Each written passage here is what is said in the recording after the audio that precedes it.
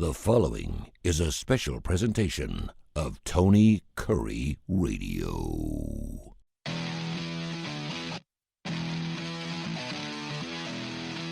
Hello, everyone. Welcome in students to the game. My name is Alex Bauman, and I'm joined with my co-host today, Gray Oldenburg. Some crazy news happening in college football. We're going to jump right into Gray, the big elephant in the room, so to say. Nick Saban retiring at Alabama. What were you doing when you saw this news, and did you believe it at first, even though it came from Chris Lowe? Yeah, so I was actually driving back to Auburn and made a stop at the Chick-fil-A in Silicaga on 280. And while I was in the line, I scrolled on Twitter, and Chris Lowe had posted like 45 seconds ago from when I saw it. He had posted that Nick Saban has told his team that he plans to retire. And I was like, oh, whatever. I don't believe a second of it. As an Auburn fan, I'd fall for that way too many times. That's not going to happen. No. He's never retiring. That's never going to happen. So I go through the Chick-fil-A line, I get my food, and then I'm at the light to turn back on to 280. I'm sitting there, I'm like, well, I don't know if that account was real or not, or if he was being serious. So let me actually go back and check real quick on Twitter. And by that time, CBS, On3, Pro Football Focus, ESPN, SportsCenter, all of them had posted that Nick Saban has told his team that he plans to retire and stop coaching, and Alabama's head coaching job is open. And I was, as an Auburn fan, I rejoiced a little bit, but then I was like, whoa, like this is huge college football news. Obviously, Nick Saban is the greatest coach of all time. Don't ever come at me with the Bear Bryant crap. Nick Saban is the greatest coach of all time. 7 national championships, 6 with Alabama, 1 with LSU. He is the greatest college football coach of all time. As an Auburn fan, and been an Auburn fan my entire life. I've never liked where Nick Saban has coached, but I've always had mad respect for Nick and Miss Terry, and what he's done at Alabama has been amazing. But it's over. Thank goodness for us Auburn fans and for the rest of the SEC. The Saban dynasty is done, but that doesn't necessarily mean that this Alabama dynasty is done. Obviously, I know we're going to talk about their new hire and them moving forward, but this is obviously huge news. Biggest news we've gotten in a long time. Yeah, for me, I was doing homework, and I saw the message come up on, I think, ESPN that said he had retired. And I was like, you know what, let me finish this homework. There's no way that's real.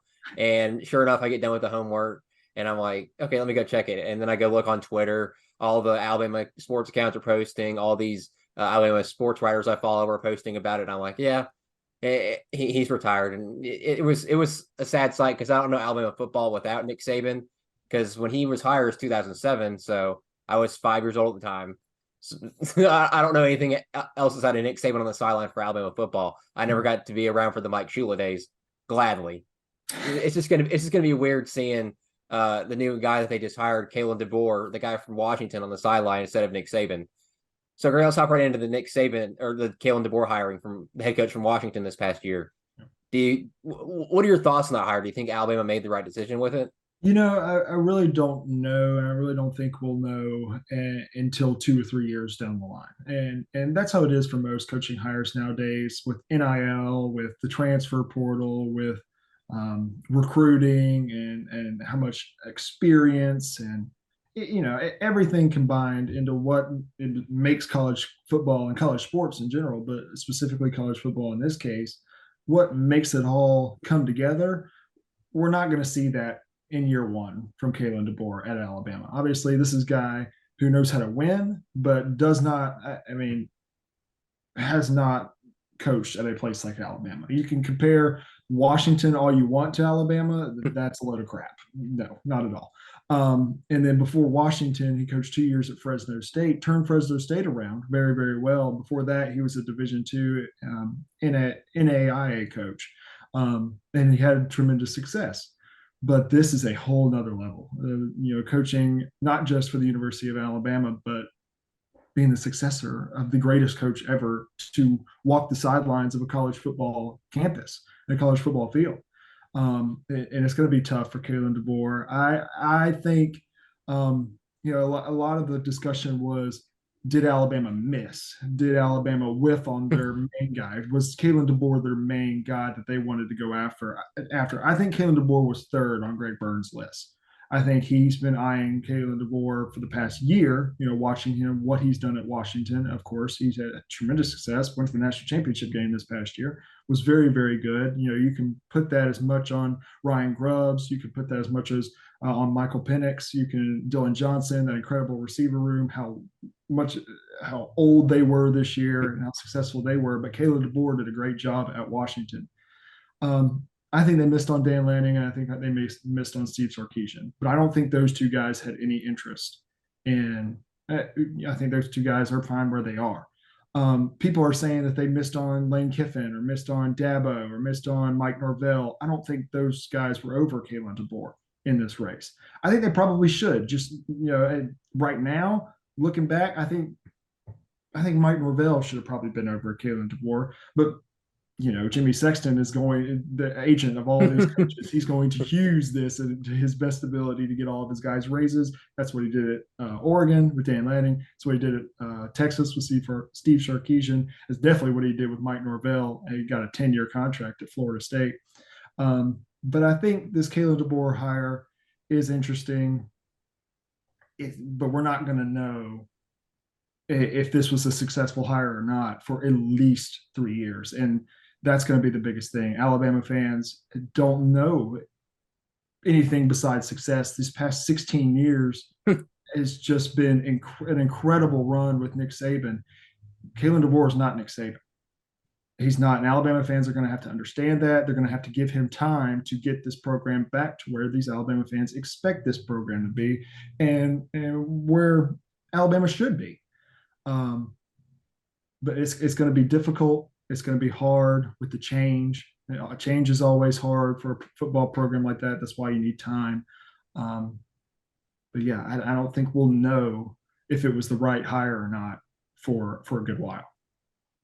Yeah, I think with any hire in college football or in the NFL, you got to have patience with them. I think I mentioned it multiple times in the past year or so, especially with the Matt Rule hiring in Nebraska. You got to be patient with them. Kalen DeBoer fans are going to be a lot less patient with him if he's not in the college football playoff in year one. I know it's expanded to 12 teams. People in Alabama are going to want his head. They want him out the door. But I think there's got to be some semblance of patience from the fans here. I think this team is talented enough as it stands, and the coaching staff it looks like he's bringing in to make the college football playoff in the 12-team format. The success they have in that is, I don't know what that's going to look like. Maybe they have it, maybe they don't. But regardless of what happens, you still got to stay patient with this guy. It's going to be year one. Rarely do coaches come into a college football program and win year one.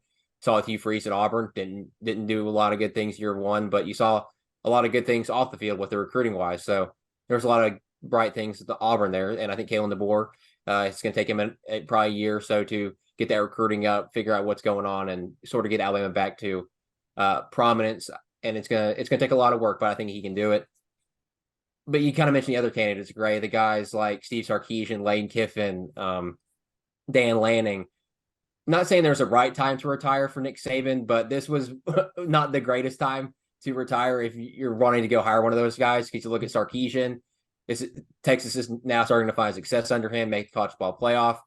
Ole Miss under Lane Kiffin, they're projected to be one of the best teams in the country next year, maybe the best team in the SEC West, so to say, because I don't think they're doing divisions next year now. So that he doesn't want to leave that program. Then you look at Dan Lanning at Oregon. He's got a lot of money behind him. Oregon's continue to find success. They're going to get over that hump, hopefully, against Washington, and they're moving to the Big Ten, so they're going to be in a big conference now. So I think it really wasn't the right time to retire for Nick Saban, but there never really is a right time to retire if you're Nick Saban, because it's just going to be a rough thing for Alabama to move on from the legend himself, because there was never a coach like him before him. There's never me coach like him after him. I'm sorry. He's one of a kind. There's no replacement for him. Yeah, 100%. And that's the biggest thing is Alabama fans and, fans around college football are going to have to understand that. Like, this is not Nick Saban.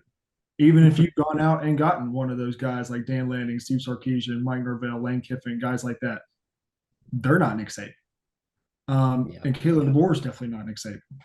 And Bama fans are going to have to understand that. They're going to have to put their resources behind him. Obviously, recruiting is the biggest thing with this hire. I think this it's the biggest wild card with this hire. Caleb DeBoer is going to be either an awesome recruiter or he's going to get out recruited by every coach in the Southeast right now who is on the upward trajectory of recruiting and has been able to build relationships, especially with these 24 and 25 guys coming in very soon. That is going to be the trajectory for this Alabama program under Caleb DeBoer. So I do think he's behind in terms of recruiting. I do think the lack of experience in the Southeast concerns people. We've seen that really happen. Auburn fans know that very, very easily with Brian Harsin. But Caleb DeBoer and Brian Harsin are two different people. I think Florida fans are seeing that with Billy Napier. You're not having enough connections in the Southeast. I know he coached and was very good at UL Lafayette, but he did not have the SEC connections. They call him Group of Five Billy for a reason. All right. I don't believe Caleb DeBoer is that type of guy. I think it's just going to take time for him to adjust and to kind of get into what Alabama expects Alabama to be. But yeah, that's the biggest thing. It's just managing expectations and giving him time. Yeah, I think that was my biggest worry with Caleb DeBoer is when I saw him being listed on the odds of like the next Alabama head coach was he doesn't have a lot of Southern connections, SEC connections.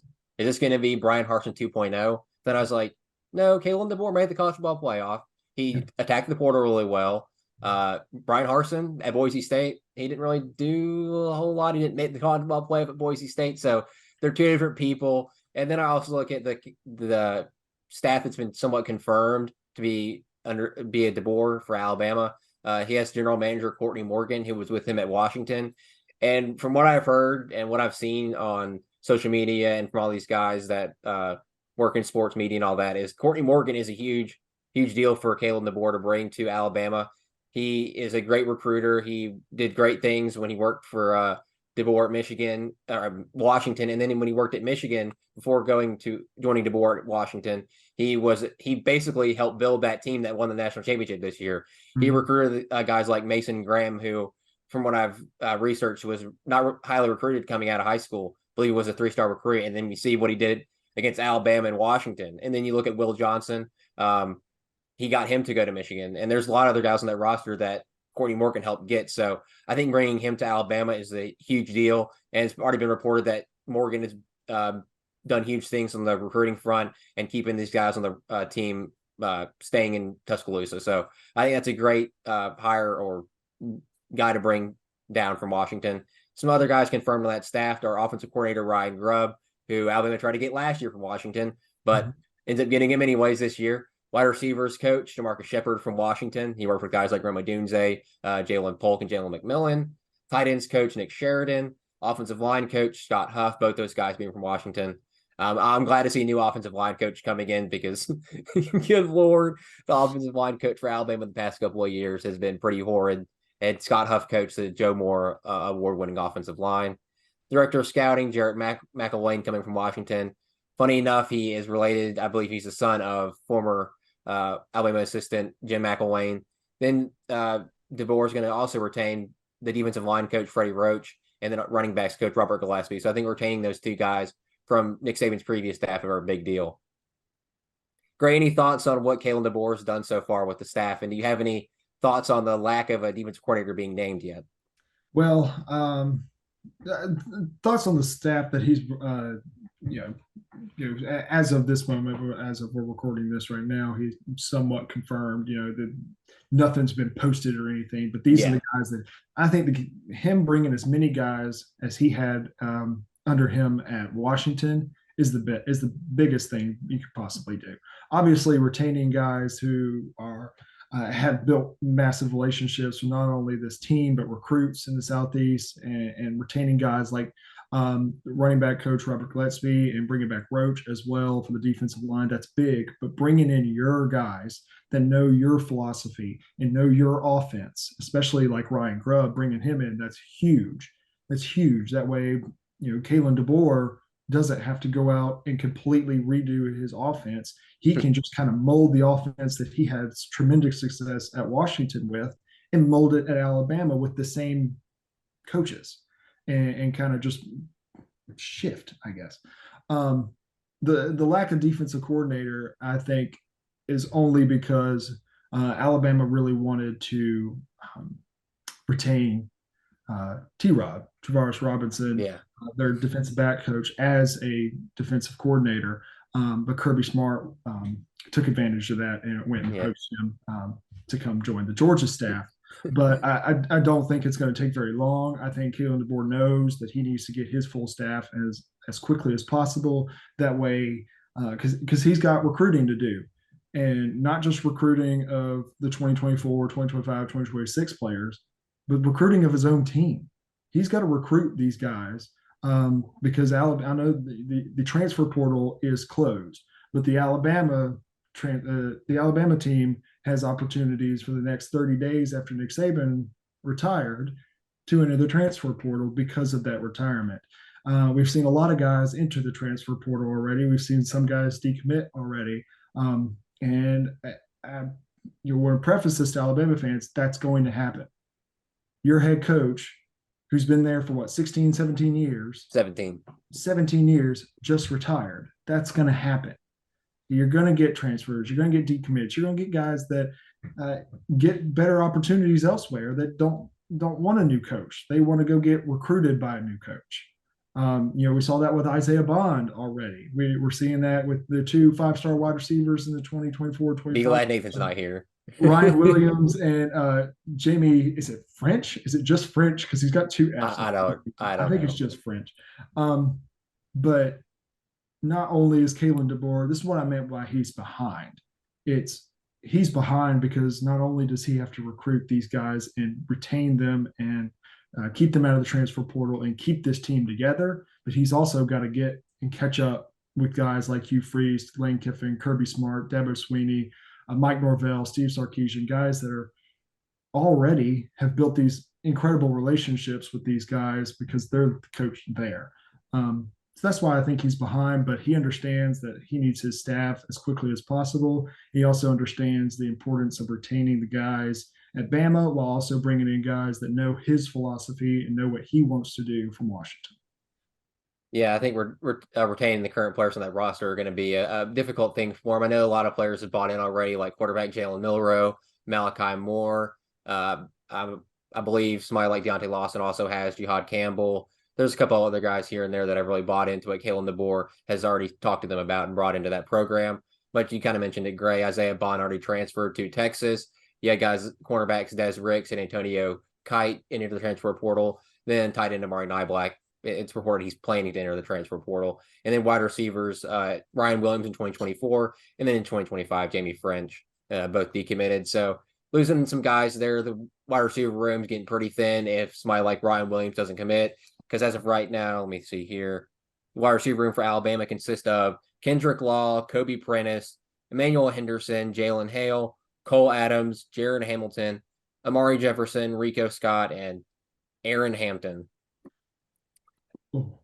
It's that might be one of the thinnest wide receiver rooms Alabama's had in a minute. So hopefully either they can recruit really well, some like Ryan Williams, and maybe pull some guys out of the portal. But also they bring in their wide receiver coach from Washington, DeMarcus Shepard, and he saw what he did with the wide receivers up there in Washington, Roma Dunze, both the Jalen. So I think if anybody can get stuff out of the guys currently on the roster, it'll be somebody like Shepard. So yeah, we'll see how that wide receiver room turns out and how this portal situation plays out for Alabama.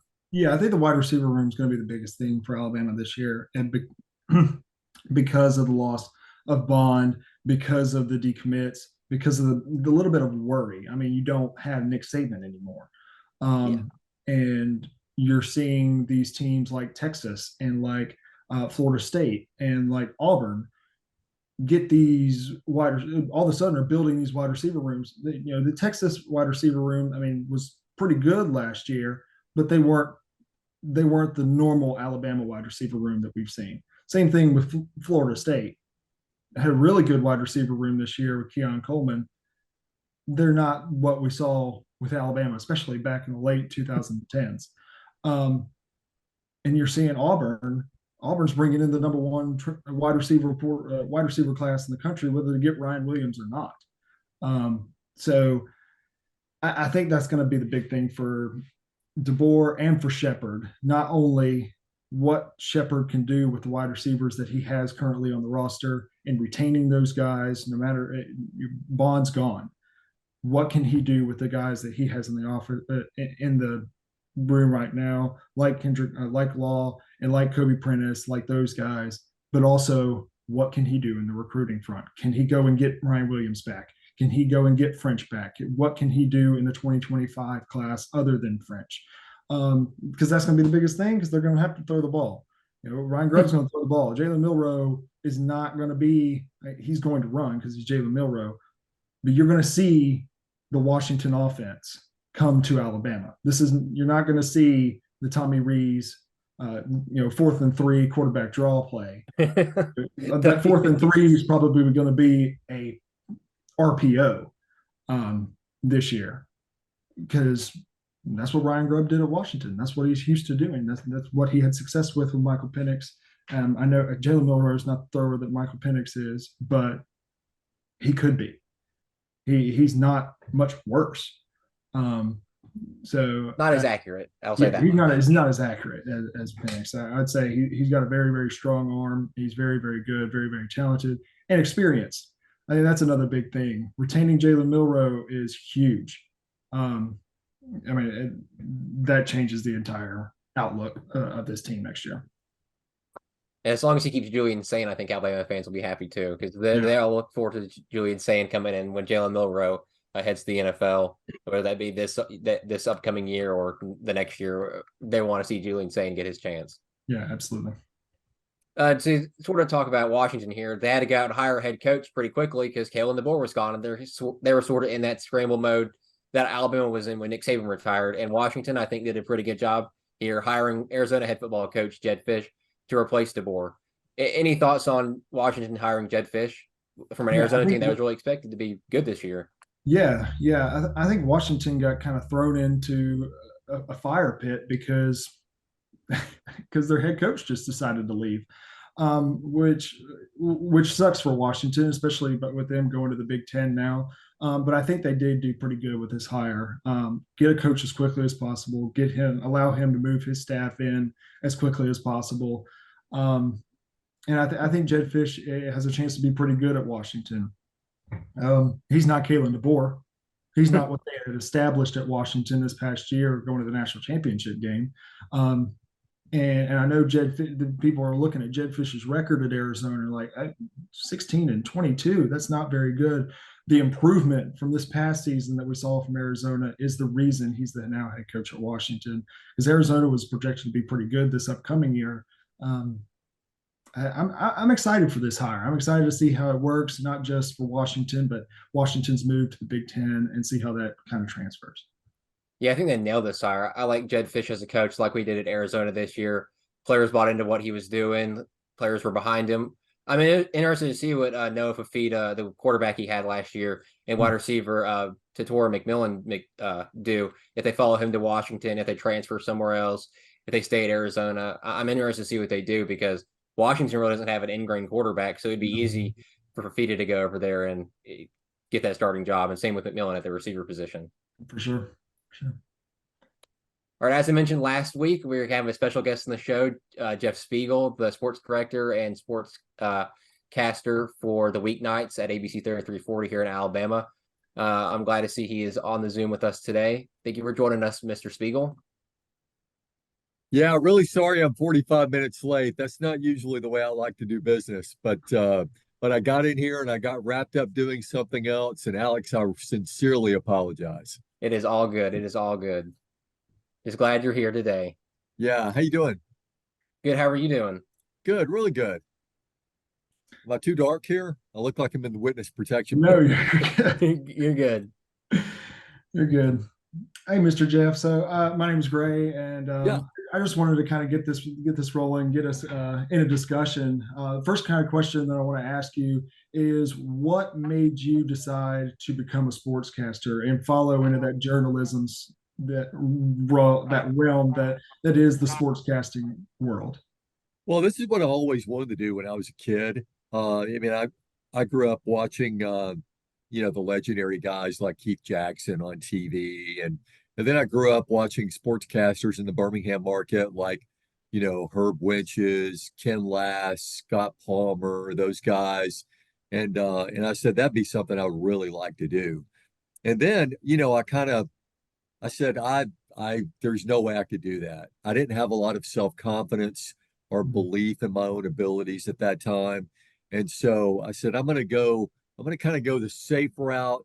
I'm going to major in accounting and I'm going to crunch numbers in that realm rather than crunch like passing yardage and rushing yardage and all that stuff. And so I went into accounting at Jacksonville State University. Most miserable 2 years of my existence. It was not fun. I didn't like it. So I had a conversation with my dad and I said, Dad, I have no idea what I want to do. I know what I want to do, but I don't think I can do it. And he was really cool about it. He said, look, you can do whatever you want to do. You got a lot of abilities. Chase whatever you want to do. We'll support you however we can. But the one thing that you need to remember is if you're going to work for a living, and you will be working for a living because you're not independently wealthy, you're going to be spending a lot of time at work. So it needs to be something you can get up and be fired up about and enjoy doing. And I said, that's it, man. I'm chasing this and I'm doing this. And so that's what I've been chasing ever since 1981. I've been chasing this. So, and loved every minute of it. All right, let's go ahead and address the elephant in the room here. What was your initial reaction to hearing the news Nick Saban retired last Wednesday? Shocked. I was really shocked. I mean, I looked at him on TV this year and he didn't seem to have the same fire and the same energy, but then again, I thought at 72 years old. I mean, how many people have the energy at 72 that they had at 52? But at the same time, you looked at the year Alabama had and 12-2, winning the Iron Bowl the way they did, winning the SEC championship, beating #1 Georgia, getting to the playoff. I thought it was maybe the best coaching job he's ever done. And I told everyone I knew that would listen, I said, dude's got a lot of gas left in the tank. I think he's going to coach at least 2 or 3 more years. 2:30 Wednesday afternoon, a young lady who works here, who's an Auburn grad, said on Auburn University Twitter, they said there's a team meeting in Alabama. Nick Saban's going to retire. And there was another guy here in the office with me, and we laughed at him. We laughed at him. I mean, because we didn't think it was true. 4:07 is when I heard the news, and I was shocked. But the more and more I processed it, especially after the interview that he did with Reese Davis, the more and more I understood that, yeah, I mean, he was ready to leave, and in my opinion, the dude went out on top. So how do you think that's going to impact the football program and then the university as the whole in Alabama? Well, I think the transfer of power went over pretty smoothly, on Saturday. I think it was important that Nick Saban was there. I think it was important that Terry Saban was there. I think it was important that they were on the front row, while Coach DeBoer was speaking. I think it's important that DeBoer is willing to let Saban have 100% access. And this is not going to be a situation where Nick Saban is meddling with a football program. That's not what he's going to do. If DeBoer has any questions, the guys at Bryant-Denny Stadium. He's very accessible. He can ask Nick Saban anything he wants to know. But Nick Saban's not going to go into DeBoer's office and go, hey, here's the way I did things. This is the way you should do things. Here's the way I did things. I won 6 national championships. You need to listen to me. That's not what Nick is going to do at all. Nick is going to be available for Coach DeBoer if he needs him, but he's not going to stick his nose in DeBoer's business. So what are your thoughts on the Kalen DeBoer hire from Washington? I love it. I mean, I just like Nick said, I think he's one of the brilliant offensive minds, and I think offenses or the way the college football game is going. I love the way that they were throwing it and catching it with Michael Penix Jr. Roma Dunez and then Odunze, I'm sorry, and Jalen McMillan. I mean, that offense was really cooking. They were 73rd in passing offense in 2021. And when DeBoer came over with Ryan Grubb, who Nick Saban tried to hire a year ago as offensive coordinator, they went from 73rd in passing offense to leading the nation in passing offense with Penix, and then second in the nation last year and in the national championship game. This is a guy who won a boatload of Coach of the Year awards. This is a guy who I think his trajectory is on the way up. We haven't seen the level of greatness that he's going to achieve yet, and I think he's going to achieve that at Alabama. I sincerely believe that.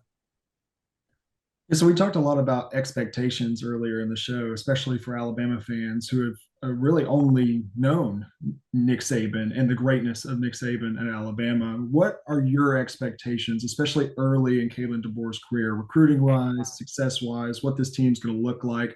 What are your expectations for Alabama under Kalen DeBoer? Well, there's going to be a transition period, and every transition period has its share of difficulties and challenges. Kalen DeBoer is going to coach differently than Nick Saban did.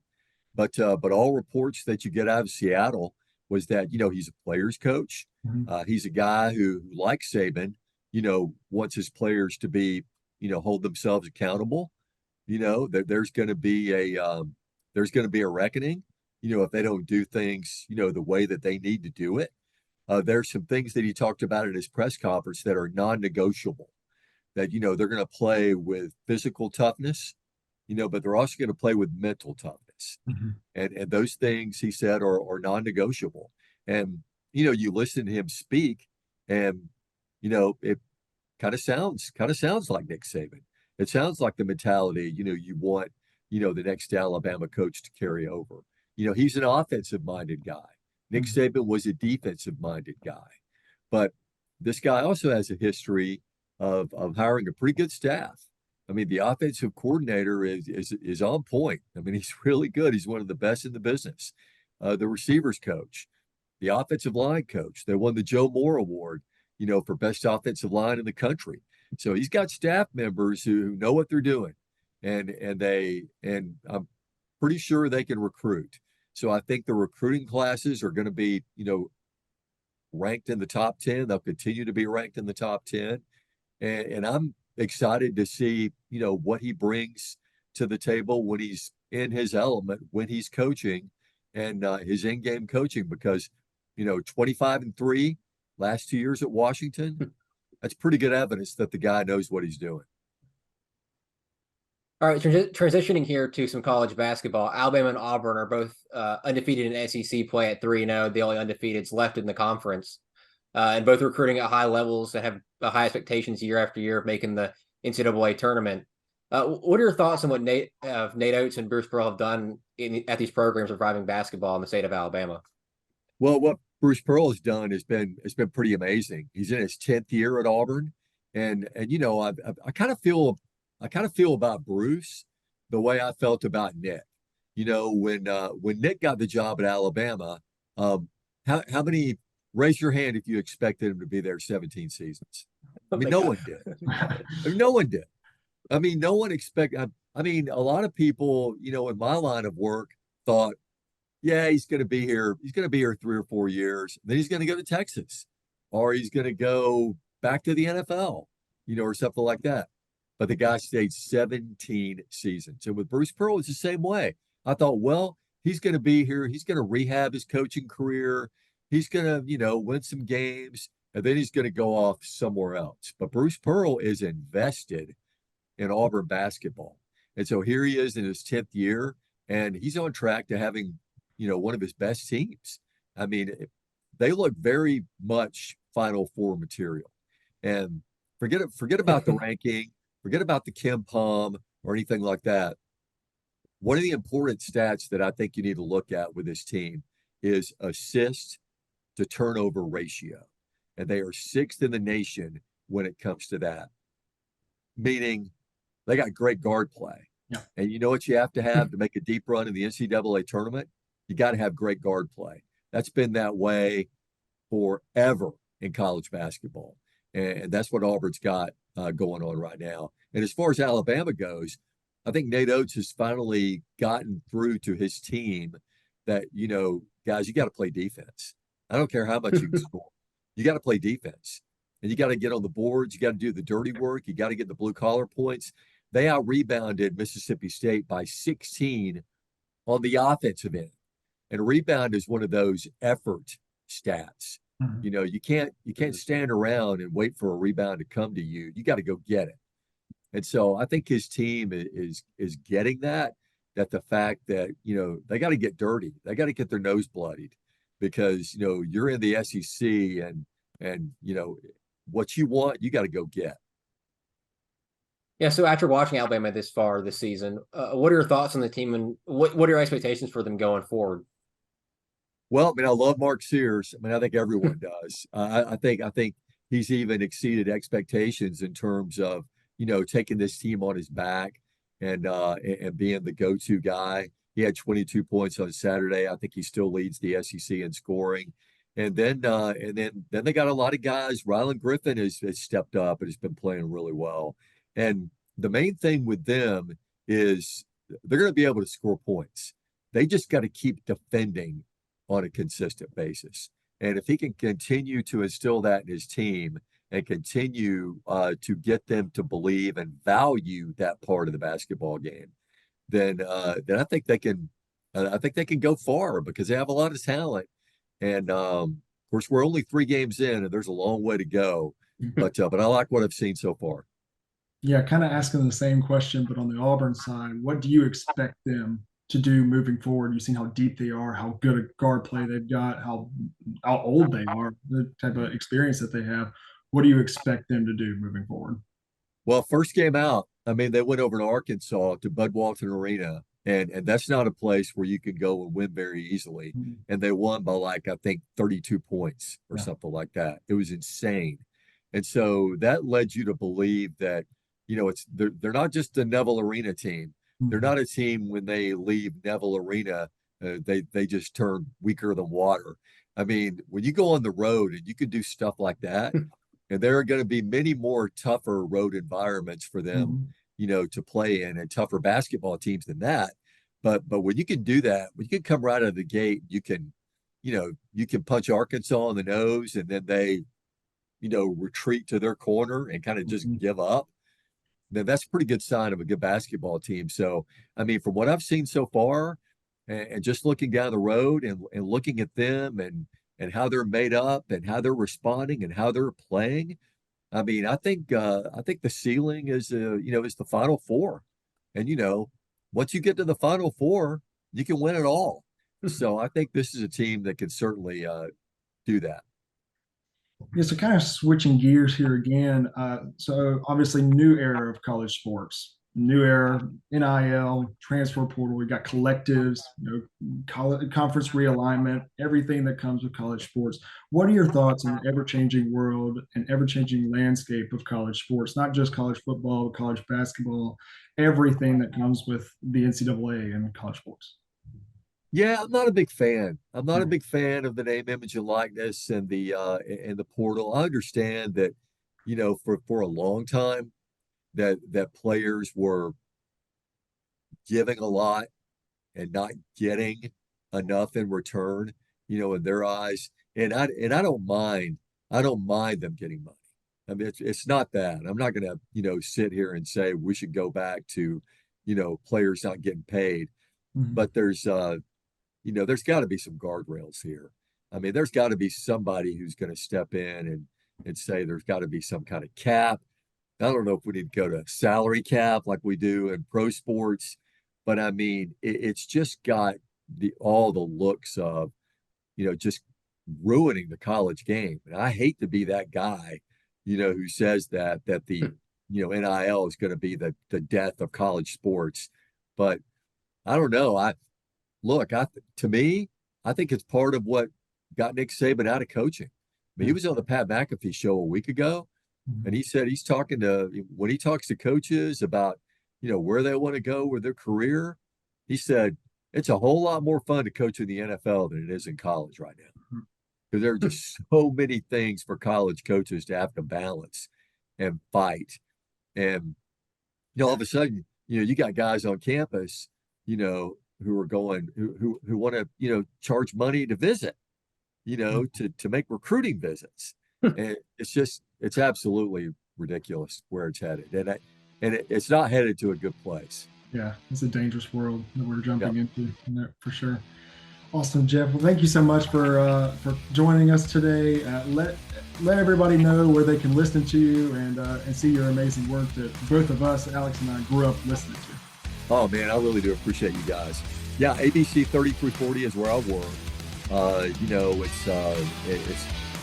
It's been a fun gig, and I'm on at 4:30, 6, and 10, and then we do this really cool show on Sunday nights at 10:30 called The Zone. Me, Doug Segrest, and Ryan Brown from The Next Round, and we do that Sunday nights at 10:30 on ABC 3340. And a lot of fun, and always fun to be with you again. Sorry for the lateness, and I would love to come back on with you and talk sports again soon. All right, thanks for joining us, Mr. Speegle. You got it, man. Y'all have a good day. You too. All right. This has been a special presentation of Tony Kurre Radio.